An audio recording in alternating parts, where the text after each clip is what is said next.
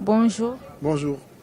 Pouvez-vous vous présenter, s'il vous plaît? Je m'appelle Imam Hassan Sek, membre du RIP, plus connu sous le nom de Réseau Islam et Population. Peut-on avoir une idée de votre présence à cette semaine de la santé?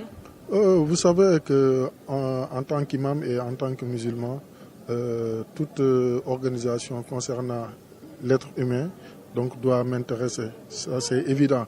Mais en tant que aussi membre du réseau Islam et Population, c'est un devoir pour moi de participer à ce genre de manifestation parce que ça concerne l'être humain d'une manière générale, mais aussi la santé de la mère et de l'enfant.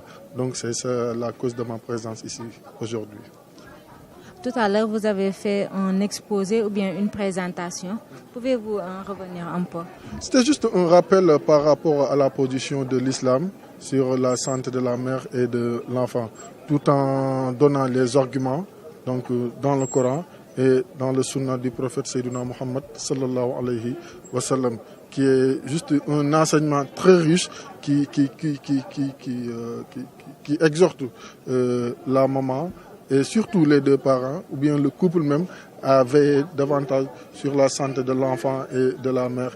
Donc parfois les gens disent, il y en a qui disent que avoir des enfants chaque année c'est permis par l'islam. Or que ça c'est pas vrai.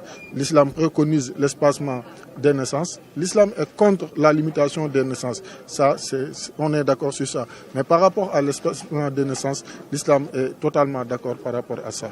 Donc c'est pour cela que j'ai fait cette exposition pour mieux éclairer les gens par rapport à la position de l'islam sur l'espacement des naissances.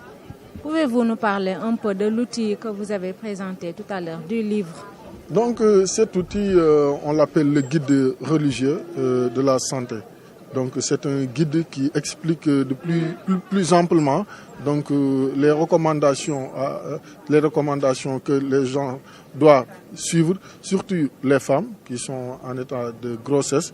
Donc comment elles peuvent faire pour sauver leur grossesse d'abord et comment elles peuvent faire pour améliorer leur santé et la santé aussi de l'enfant qu'elles portent dans leur ventre.